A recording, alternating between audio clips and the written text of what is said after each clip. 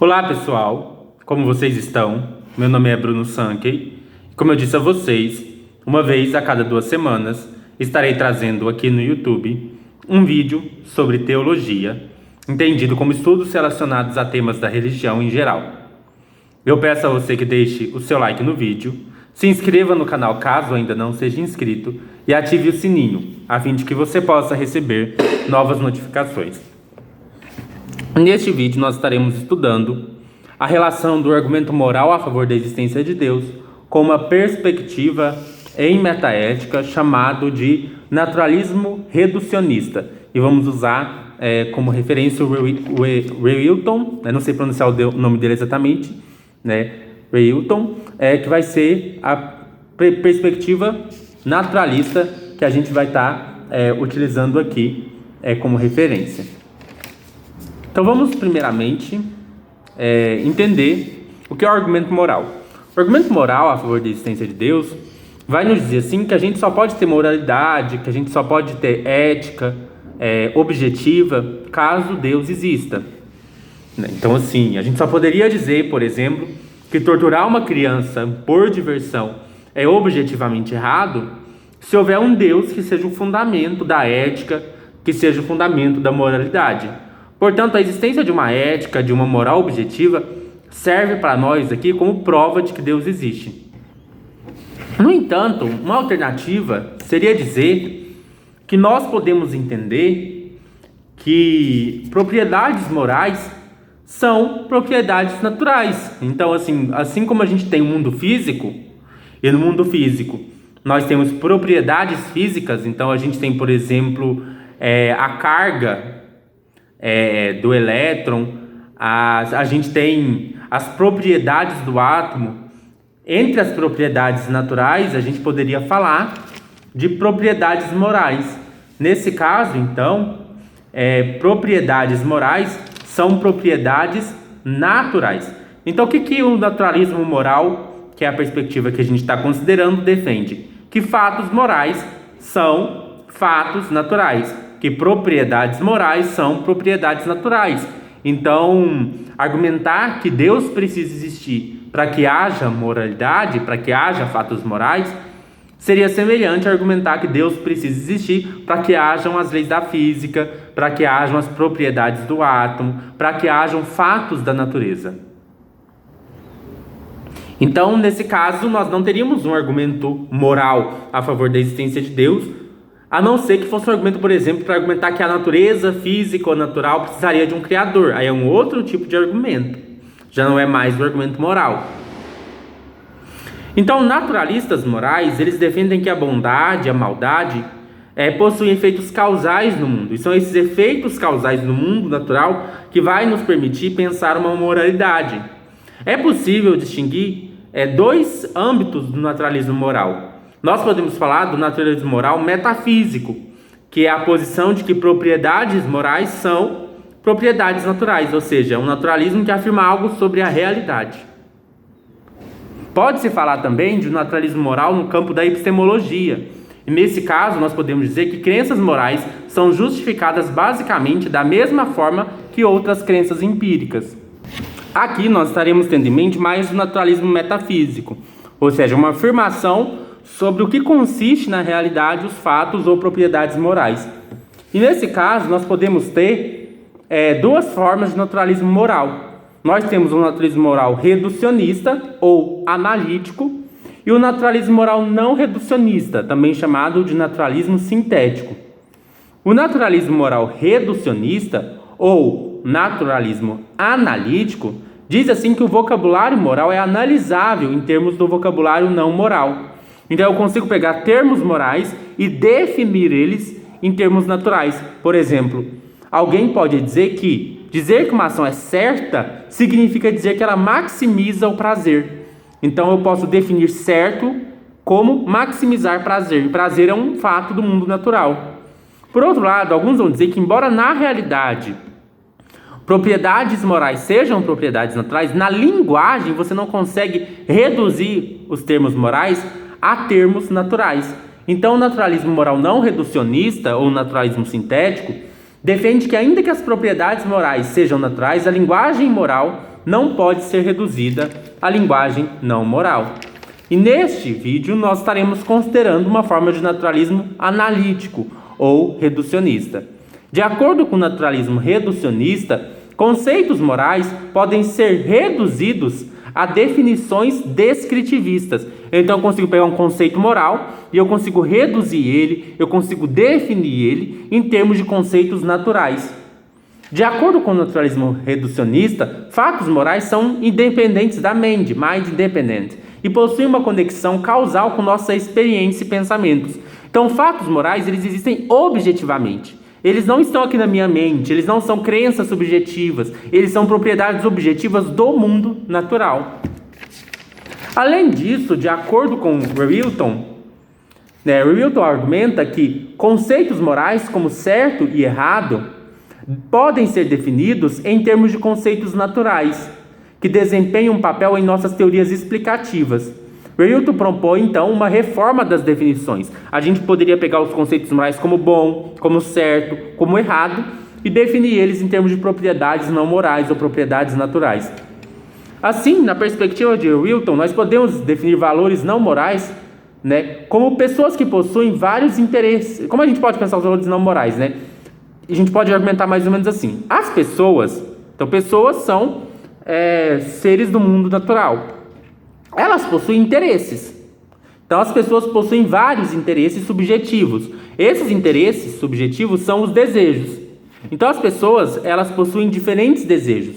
Desejos são propriedades naturais, determinadas por propriedades do agente, como seu objetivo, seu contexto. Então, por exemplo, eu, Sankey, eu tenho um desejo. O desejo é um estado mental. E esse estado mental, nessa perspectiva, é natural. Faz parte do mundo natural. Algo, no entanto, pode ser desejado sem que seja desejável. Então, existem coisas que eu desejo, mas não necessariamente isso que eu desejo é desejável. Tem coisas no mundo natural que são dignas de serem desejadas. Por exemplo, o sofrimento sem propósito. O sofrimento sem propósito é uma propriedade natural. E isso é desejável que eu não sofra sem propósito. Eu posso, no entanto, desejar um prazer desregrado. É uma coisa que eu posso desejar, mas que não é desejável. Por isso eu poderia falar de um interesse subjetivo objetivado. O que seria isso? O interesse subjetivo objetivado é aquilo que uma pessoa desejaria desejar se tiver as informações relevantes. Percebe? É aquilo que a pessoa desejaria desejar. Não é o que ela realmente deseja no presente, mas o que ela desejaria que fosse o desejo dela se ela estiver bem informada. Então suponhamos aqui que eu chegue numa pessoa que está falando assim: eu quero sofrer, eu sou masoquista, eu quero sofrer. Aí você chega na pessoa e explica para ela, dá todas as informações sobre o que é o sofrimento, quanto ele é agonizante, o quanto ele não vai ter propósito nenhum, enquanto ele não vai trazer boas consequências. E depois que você dá todas as informações relevantes para a pessoa, aí sim nós teríamos um outro desejo, Nós teríamos um desejo bem informado. E nesse caso, talvez se ela estiver bem informada, ela já não desejaria mais do sofrimento sem propósito. E é nesse sentido que a gente fala de um desejo subjetivo, que é do sujeito, mas que é objetivado. Porque tem a ver com aquilo que é realmente desejável. Aquilo que a pessoa desejaria que ela desejasse se ela tivesse bem informada. E nesse caso, a gente vai falar de um bem natural, um bem que não é moral ainda. Esse bem não moral é aquilo que é objeto de desejo subjetivo objetivado. Aquilo que uma pessoa deseja, estando bem informada, a gente chama de bem. É um bem. Bem é aquilo que nós desejaríamos desejar se tivéssemos bem informados. Ainda não é moral. E como a gente pode deduzir desse bem que ainda não é moral, que só está no campo aqui natural, uma moralidade? Se a gente definir normas morais do seguinte modo: julgamentos morais envolvem um ponto de vista social. Nós acessamos o comportamento de uma pessoa não apenas em termos do que seria melhor para essa pessoa, mas também em termos dos interesses dessa pessoa. E aí a gente pode pensar a realidade social. O que é? É aquilo que seria racionalmente aprovado como sendo os interesses de todos os indivíduos afetados e contando igualmente nessas circunstâncias. Então pense, que agora, para pensar a moralidade, eu não vou pensar mais só nos desejos que uma pessoa desejaria desejar se ela tivesse bem informada. Eu vou pensar numa realidade social. Eu sei que meus desejos, os meus comportamentos afetam outras pessoas. Então eu vou precisar pensar não só no que eu desejaria desejar se eu estiver bem informado, mas no que todas as pessoas que serão afetadas pelo meu comportamento desejariam desejar se elas estão bem informadas. E aí sim nós podemos então deduzir disso uma moralidade. O que é uma moralidade? É uma questão de racionalidade social.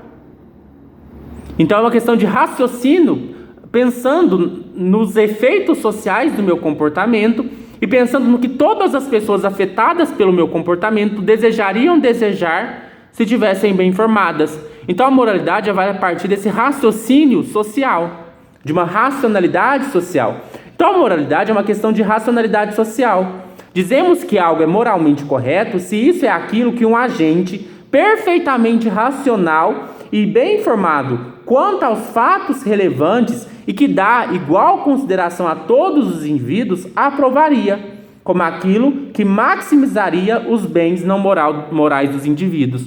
Então vamos com cuidado aqui. Algo é moralmente correto se é aquilo que um agente perfeitamente racional, ou seja, não é aquilo que você deseja no presente, é aquilo que você desejaria se você pensasse de forma racional. Bem informado é aquilo que você desejaria tendo todas as informações relevantes sobre o seu comportamento e que dá igual consideração a todos os indivíduos. É aquilo que você desejaria desejar considerando o que todas as pessoas afetadas pela sua ação desejariam desejar. E você vai fazer essa consideração de maneira imparcial, ou seja, dando o mesmo peso para o desejo de todas as pessoas, de maneira imparcial.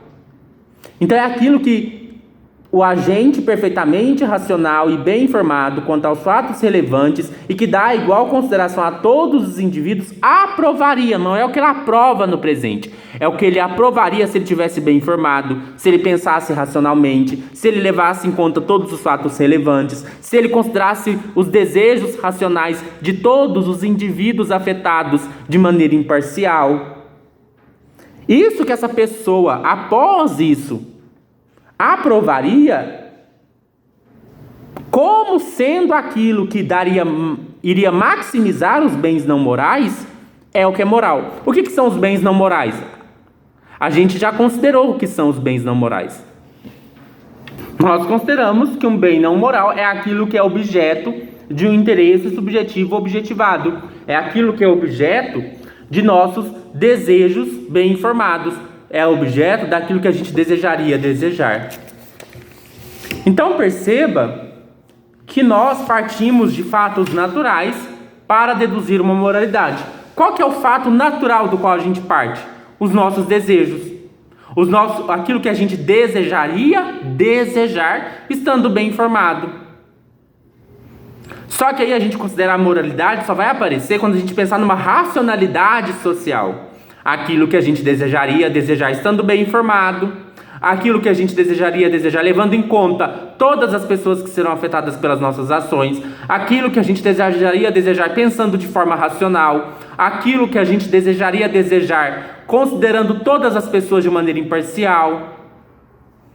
E aí, ao fazer isso, nós podemos falar que quando a gente une essas duas coisas, de um lado racionalidade social e do outro o desejo bem informado por um bem, um desejo objetivado, nós temos a moralidade. A moralidade vem da combinação de dois fatos naturais: aquilo que é um bem não moral, aquilo que desejamos desejar estando bem informado, e aquilo que parte de uma racionalidade social que considera o interesse de todos de maneira imparcial. Juntando essas duas coisas, nós temos a moralidade. Então eu baseio toda a moralidade em fatos naturais. Eu posso reduzir a moralidade a dois fatos naturais: aquilo que eu desejaria desejar estando bem informado, meu interesse subjetivo objetivado, e a racionalidade social.